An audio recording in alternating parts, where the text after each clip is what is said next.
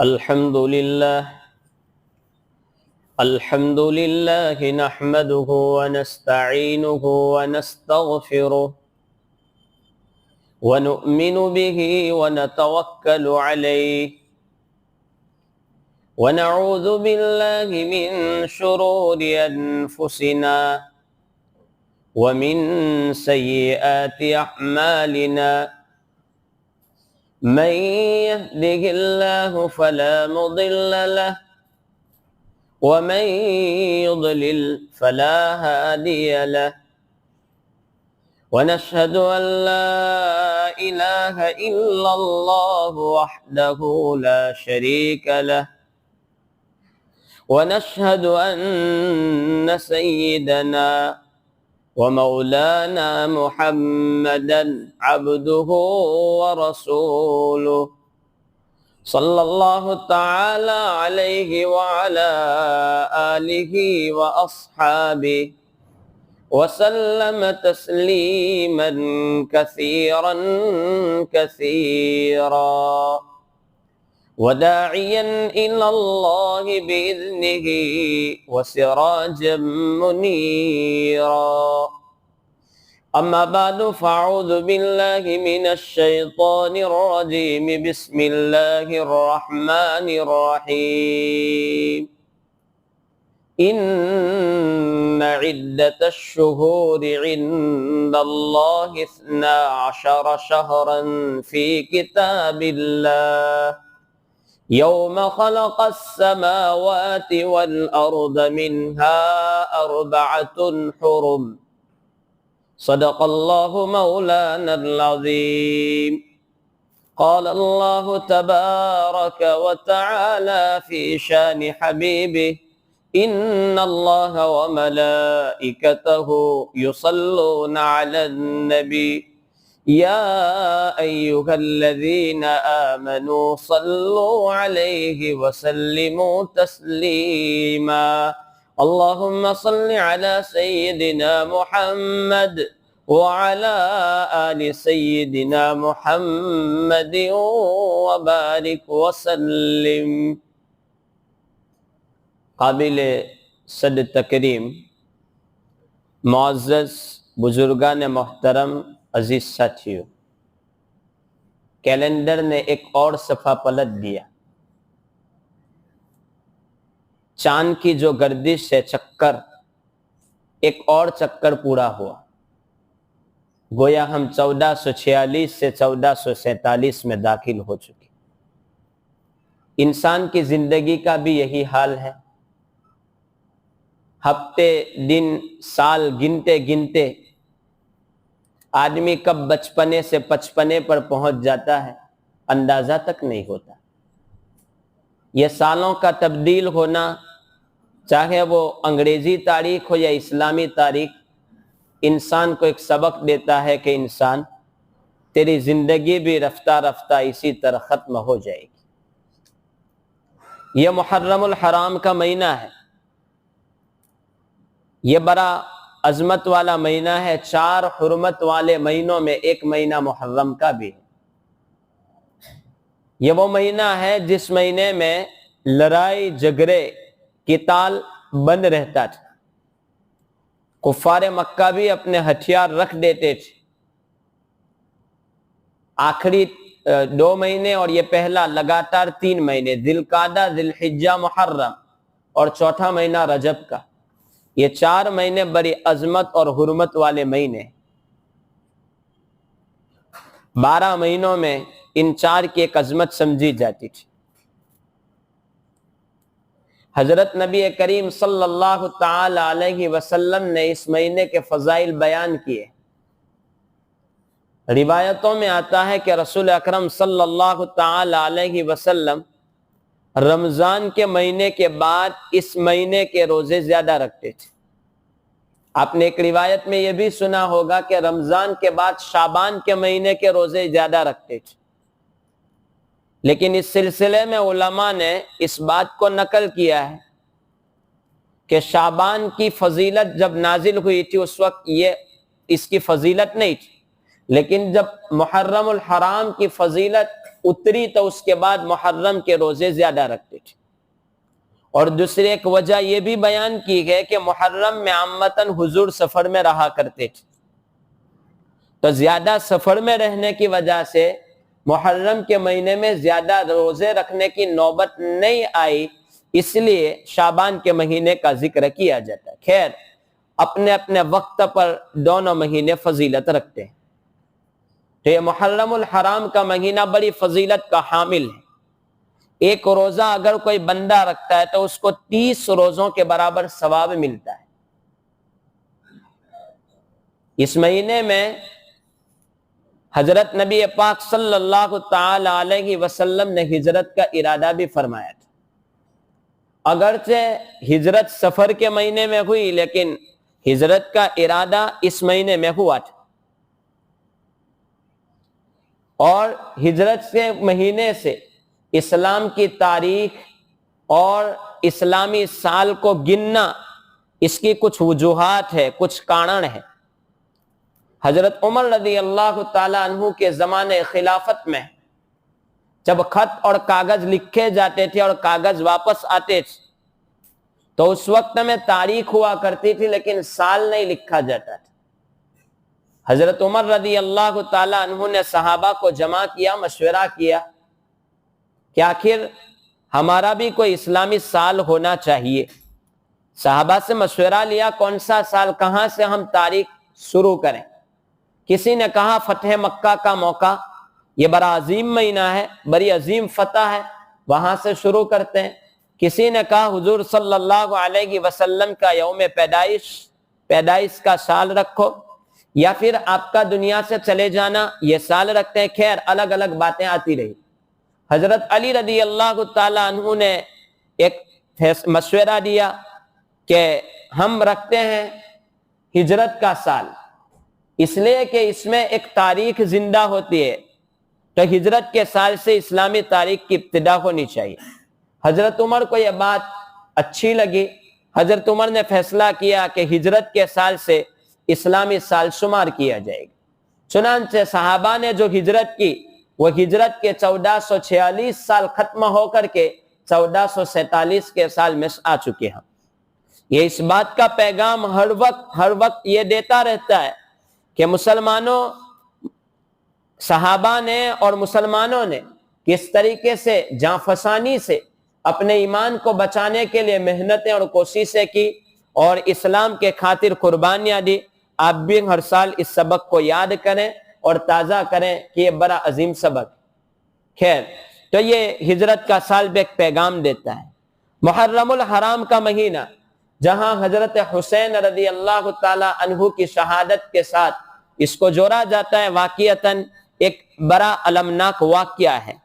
لیکن اس کے ساتھ ساتھ محرم الحرام کی پہلی تاریخ میں حضرت عمر رضی اللہ تعالی عنہ کی شہادت کا عظیم واقعہ بھی پیش آیا ہے۔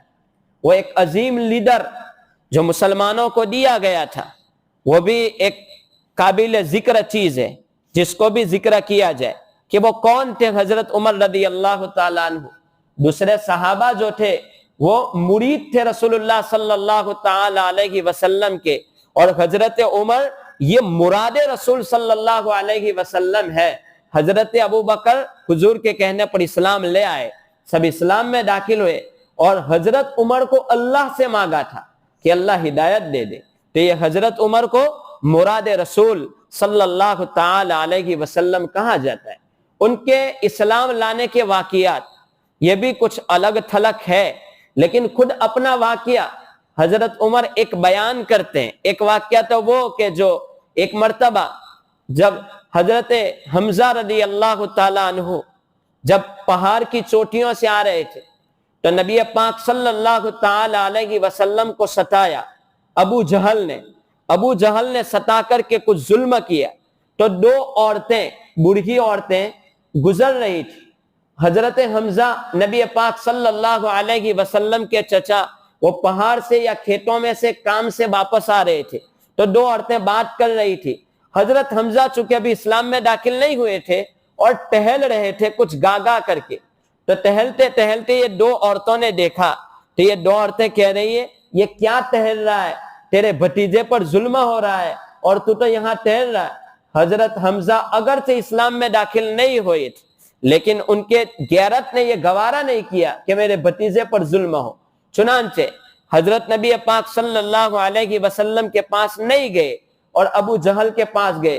ابو جہل حرم کا جو صحن ہے, کعبۃ اللہ کے باہر جو صحن ہے, وہاں پر اپنے دوستوں کے ساتھ بیٹھا ہوا تھا.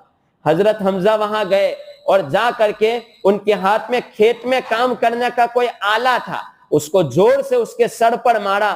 کہا کہ کیا کرتا ہے تو, میرے بھتیجے پر ظلم کرتا ہے, میرے بھتیجے کے ساتھ ہم لوگ ہیں. وہاں گئے, حضور سجدے میں تھے, نماز پڑھ رہے تھے. حضرت حمزہ انتظار کر رہے, کب نماز سے فارغ ہو میں بات کروں. سجدے میں تھے, انتظار لمبا کیا, فارغ ہوئے, رو رو کر کے دعائیں کر رہے. کہا میرے بھتیجے رونے کی کوئی بات نہیں ہے, میں آیا ہوں, میں تیرے ساتھ ہوں, میری بات سن, کیا ہوا. کہا کہ میں ابو جہل سے بدلہ لے کر کے آیا. اب کتنا بڑا اس وقت کا سردار تھا ابو جہل, کہتے تو تعریف کرتے حضرت ابو جہل کی, حضرت حمزہ کے سامنے حضرت حمزہ کی تعریف کرتے ابو جہل کے مارنے پر, لیکن تعریف نہیں کی اور کہنے لگے یہ اچھا کام نہیں کیا, مارنا نہیں چاہیے تھا, اس کو معاف کر دینا چاہیے تھا. یہ جملے حضرت نبی پاک صلی اللہ علیہ وسلم نے کہے. حضرت حمزہ نے کہا تو کہا کہ آپ کیسے خوش ہوں گے. کہا کہ ایک بات کرو چچا, میرا کلمہ پڑھ لو. کہا کہ ابھی سے کلمہ پڑھتا ہوں. کیا بات ہے. کلمہ پڑھا, اسلام میں داخل ہوئے. حضرت حمزہ گئے. حضرت حمزہ جب اسلام میں داخل ہوئے تو اب جو غریب لوگ اسلام میں داخل ہوئے تھے, کمزور, یہ 39ویں نمبر پر داخل ہو رہے ہیں. اب جو کمزور لوگ اسلام میں داخل ہوئے تھے, اب ان کو ہمت آئی اور کہنے لگے اب کون کسی کو مارتا ہے. کسی کی حمزہ کے سامنے جانے کی ہمت نہیں ہوئی. اتنے میں ایک مشورہ ہوا, پھر صحن میں کعبہ کے سب کفار جمع ہے, اور کفار جمع ہونے کے بعد اب کہتے ہیں اب کیسے روکا. ابو جہل کو تانے دیتا ہے, کیوں چھیڑا تو نے محمد کو, اب کیا کریں گے, حمزہ بھی چلے گئیں گے, اب تو ہم کمزور ہو رہے ہیں, وہ طاقتور ہوتے جا رہے ہیں. اتنے میں حضرت عمر کہنے لگے میں بدلہ لے کے آتا ہوں, میں جاؤں گا محمد صلی اللہ علیہ وسلم کا سر لے کر کے آتا ہوں, یہ کام تو میں کرنے جا رہا ہوں. یہ جملہ حضرت عمر نے کہا. ادھر حضور صلی اللہ علیہ وسلم علامہ نبوی لکھتے ہیں کہ 6 سال تک حضرت عمر کو اللہ کے رسول مانگتے رہے اللہ کے پاس کہ اللہ عمر دے دے, عمر سے تقویت آ جائے گی. ادھر حضرت عمر نکلے, دوپہر کی سخت گرمی میں نکل رہے. نعیم ابن عبداللہ ملتے ہیں, پوچھتے کدھر کا ارادہ ہے, تو کہنے لگا حضور کے پاس جا رہا ہوں, آج سر لے کر کے آؤں گا. سر لے کر کے کہا کہ آپ کے گھر کی خبر لو, آپ کی بہن کو دیکھو.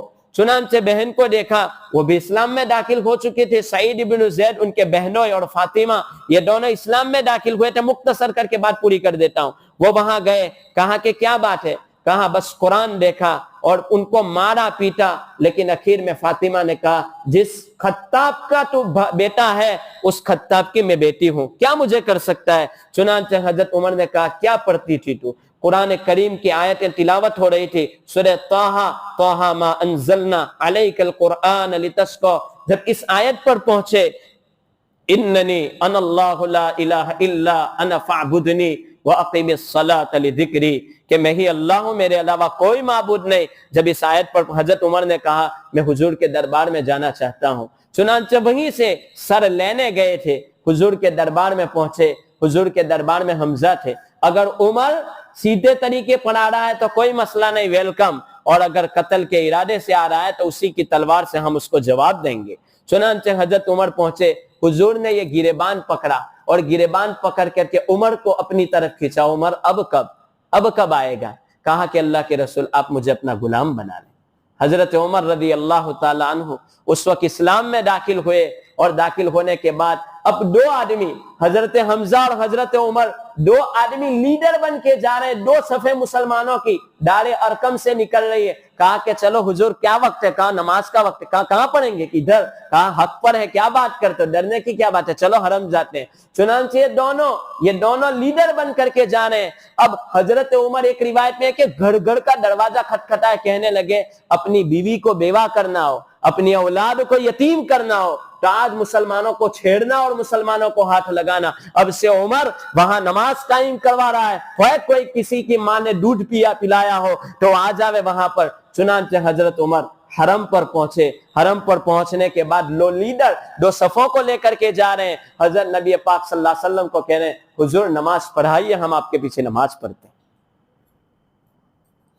یہ حضرت عمر رضی اللہ تعالیٰ عنہ مراد رسول صلی اللہ علیہ وسلم ہے. ایک واقعہ اس کو نقل کیا ہے مسند احمد نے. حضرت عمر کی زبانی وہ خود کہتے ہیں کہ میں ایک مرتبہ حضور کے پیچھے چلا کہ رات کے وقت میں کہا حضور کو دیکھتا ہوں ان کا عالم کیا ہے. چنانچہ حضور تو مکہ میں گئے کعبۃ اللہ کے پاس, اور کعبۃ اللہ کے پاس جا کر کے نماز شروع کی. نماز شروع کر رہے, سورہ حاقہ کی تلاوت کرتے کرتے کرتے کرتے جا رہے. میں نے سوچا یہ شاعروں کا کلام نظر آتا ہے, لیکن قرآن اسی وقت اس نبی پاک صلی اللہ علیہ وسلم دوسرے رکوع میں تھے, وَلَا بِقَوْلِ شَاعِرٍ قلیلا ما. میں نے کہا کہ یہ تو شاعروں کا کلام نہیں ہے, یہ میرے دل کی بات حضور کو پتا کیسے چلی؟ یہ کاہن کا کلام ہے. یہ کاہن وہ اوپر کی باتوں کو سن کر کے بتلاتے تھے, وہ لمبی بات ہے. کہا کہ یہ کاہن کا کلام ہے. قرآن کا اگلا حصہ آیا وَلَا بِقَوْلِ كَاهِنٍ قَلِيلًا مَا تَذَكَّرُونَ. حضرت عمر نے کہا یہ کوئی کاہن کوئی شاعر کا کلام نہیں ہے.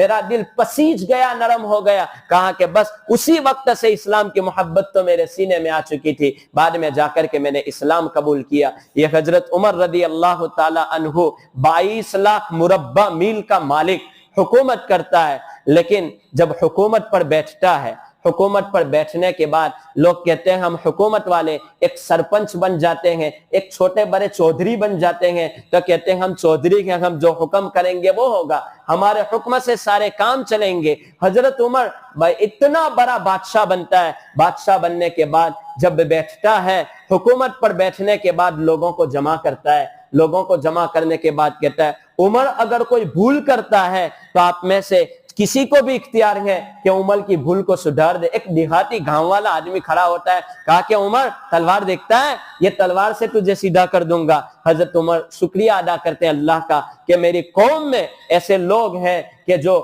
مجھے سیدھا کر دیں گے. حضرت عمر رضی اللہ تعالیٰ عنہ وقت کا امیر اور خلیفہ ہے. کتنا سادہ انسان تھا. ایک مرتبہ ایک آدمی آیا پردیسی, حضرت عمر جنت البقیع میں اینٹ کے سہارے سوئے ہوئے. پردیسی آدمی آیا, پوچھتا ہے عمر کہاں ہے, تمہارا امیر کہاں ہے؟ کہا کہ اس کا قلعہ بتاؤ. کہا کہ ہمارے امیر تو ادھر ادھر مسجد میں ہوں گے یا وہ بیت المال میں ہوں گے, وہاں کام کرتے ہوں گے.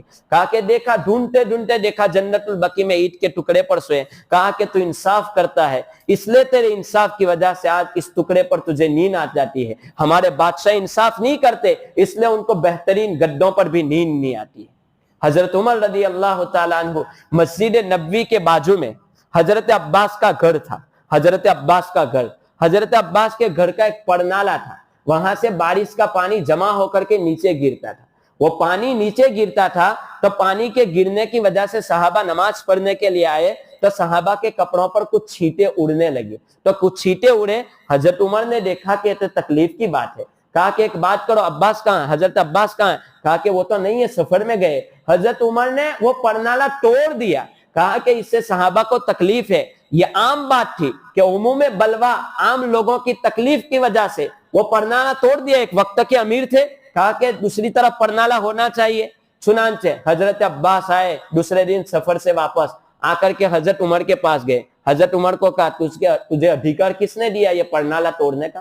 کہا کہ عام لوگوں کی تکلیف تھی اور میں امیر ہوں. کہا کہ مقدمہ دائر کیا جائے گا. چنانچہ ابی ابن کعب وقت کے قاضی ہے, وقت کے قاضی کے پاس گئے. حضرت عباس رضی اللہ تعالیٰ جا کر کے کہنے لگے عمر نے میرا پرنالا توڑا, حساب چاہیے ابھی. کہا کہ عمر کو بلاؤ. چنانچہ دو لوگ گئے عمر کے پاس, وقت کا امیر ہے, 22 لاکھ مربع میل کا بادشاہ ہے. کہا کہ عمر, کہا کون بلاتا ہے؟ کہ قاضی. چلو آتا ہوں, آ رہا ہوں. حضرت عمر گئے ابی ابن کعب کے. ابی ابن کعب قاضی کی کرسی پر مسند پر بیٹھے ہوئے ہیں, فیصل بن کر کے, جج بن کر کے بیٹھے ہیں. حضرت عمر اندر داخل ہوئے, کھڑے نہیں ہو. حضرت عمر جب آتے تھے تو بڑا بڑے کانپ جاتے تھے. ابی ابن کعب کھڑے نہیں ہوئے. اس لیے کھڑے نہیں ہوئے کہ اگر میں ملاقات کے لیے کھڑا ہوتا لوگ کہتے کہ عمر کے طرفداری میں تو نے فیصلہ کیا ہے, یہ ملاقات تو نے کر لے. کھڑے نہیں ہوئے, جان بوجھ کر بیٹھے رہے. حضرت عمر اندر داخل ہو رہے, کہا کہ عباس کھڑے ہیں اس کونے میں کٹ کھڑے میں, آپ بھی ساتھ میں کھڑے ہو جاؤ, جواب چاہیے. سے دونوں کھڑے ہوئے, فیصلہ اور مقدمہ شروع. عباس بول لیا کیا بات ہے؟ کہا میرا پرنالہ توڑ ڈالا ہے. عمر نے توڑا ہے, فیصلہ جواب چاہیے. کہا کہ ٹھیک ہے, بولو حضرت عمر کیا بات ہے؟ عمر نے کہا کہ بات یہ ہے کہ پرنالہ عام تھا, راستے پر تھا, تکلیف تھی لوگوں کی, اس تکلیف کے سہارے توڑنے کی ضرورت تھی, میں نے توڑ دیا. کہا کہ ٹھیک ہے. عباس کیا بات ہے؟ کہا کہ نہیں توڑ سکتے آپ, میری مالکی ہے, اور یہ پرنالہ کوئی نہیں توڑ سکتا, اس لیے کہ یہ پرنالہ حضور صلی اللہ علیہ وسلم نے لگایا, میرے نبی نے لگایا. اور وہ بھی کب؟ جب میں گھر بنا کے فارغ ہو رہا تھا. تو گھر بنا کے جب میں فارغ ہوا, میں نے حضور سے کہا حضور یہ پرنالہ کس طرف رکھ؟ تو میں نے دوسری طرف کا مشورہ دیا. کہا کہ نہیں, پرنالہ اس طرف رکھنا چاہیے. کہا کہ چل لگا دیتے ہیں. تو حضرت عباس رضی اللہ تعالیٰ عنہ چچا تھے, کہا کہ چلو لگا دیتے ہیں. تو کہا کہ اللہ کے رسول آپ اپنے ہاتھوں سے لگائیے, میں نیچے بیٹھ جاتا ہوں, آپ میرے کندھے پر چڑھ جائیے اور لگا دیجئے. حضرت عباس زمین پر بیٹھے, حضور بیٹھنے گئے, حضرت عباس کے ہاتھ لڑک گئے اور گر گئے. کہا کہ عباس نبوت کا بوجھ ہر ایک نہیں اٹھا سکتا, نبوت کا بوجھ ہر ایک سے نہیں اٹھایا جا سکتا, آپ اٹھ جائیے, میرے کندھے پر آپ بیٹھ جائیے اور آپ یہ لگا دیجئے. اپنے چچا کو کندھے پر بٹھا رہے ہیں, اپنے چچا کو کندھے پر بٹھایا. کہا کہ اب لگائیے آپ کا پرنالہ. وہ پرنالہ لگایا. پرنالہ لگانے کے بعد اترے ہیں نیچے زمین پر. کہا کہ یہ تو حضور کا لگایا ہوا, کیسے عمر اس کو ہٹا سکتا ہے؟ کہا کہ اب کیا کرنا ہے, اس وجہ سے میں اپنا حق مانگتا ہوں. حضرت عمر نے کہا, وہ جج نے کہا, ابی بن کعب جج تھے, کہا کہ کیا کرتے ہو عمر, اس کا جواب کیا ہے آپ کے پاس؟ کہا کہ میں اپنی سزا خود نقی کر لیتا ہوں, اپنی سزا متعین میں خود کر لیتا ہوں. اگر حضرت عباس کو قبول ہو تو ٹھیک ہے, ورنہ وہ اب میری سزا وہ خود نقی کریں گے. کہا کہ ٹھیک ہے, کون سی سزا ہے؟ چنانچہ حضرت عمر نے کہا یہ پرنالہ میں خود لگاؤں گا اور میرے کندھے پر حضرت عباس چڑھیں گے, میرے کندھے پر حضرت عباس چڑھیں گے. یہ پرنالہ لگایا جائے گا, سارے مدینہ والوں کو جمع کیا جائے گا اور سارے مدینہ والے جمع ہوں گے. میں اپنی بھول کا اعتراف کروں گا, قبول کروں گا. اس کے بعد یہ بھول, اگر یہ میری معافی اگر عباس کو پسند ہے تو مجھے منظور ہے. حضرت عباس نے کہا ٹھیک ہے, مدینہ کو جمع کرو. چنانچہ سارا مدینہ آیا اور وہ پرنالہ گھاڑا تیار کیا گیا. پرنالہ لیا. حضرت عمر سخت گرمی میں ان کی پسینے سے وہ پورے شرابور ہے, اور اس کے بعد نیچے بیٹھ گئے. حضرت عباس کو کہا چڑھ جائیے. حضرت عباس اوپر کندھے پر بیٹھے اور وہ پرنالہ لگایا. حضرت عمر معافی مانگنے سارے مدینہ والوں کے پاس, پورا سردار ہے اور سب لوگوں کا امیر معافی مانگتا ہے. معافی مانگنے کے بعد نیچے اترے. نیچے اترنے کے بعد حضرت عباس نے حضرت عمر کو گلے لگا لیا, اور گلے لگانے کے بعد کہا حضرت عمر مجھے یہ پرنالہ لگانا کوئی منظور نہیں تھا, لیکن میں تیرا انصاف دیکھنا چاہتا ہوں, تو کتنا منصف ہے. ایک بات بھی سن لے, یہ جگہ جو ہے وہ ساری جگہ میں نے مسجد نبی کے لیے وقف کر دی. خلاصہ کلام یہ کہ وقت کا جو لیڈر ہوتا ہے, عظیم سرنیب, وہ ایسا ہی ہوتا ہے. اس طریقے پر تو آج چھوٹے بڑے ہم بن جاتے ہیں, ہم کہتے ہیں عمر ایسے تھے, ابو بکر ایسے تھے, لیکن اس سے پہلے ان کی تاریخ کو پڑھنے کی ضرورت ہے. باقی باتیں انشاءاللہ آئندہ. اللہ تبارک و تعالی ان باتوں پر ہمیں صحیح معنوں میں ان کی پیروی کرنے کی توفیق عطا فرمائے. من واخر الدعوانا.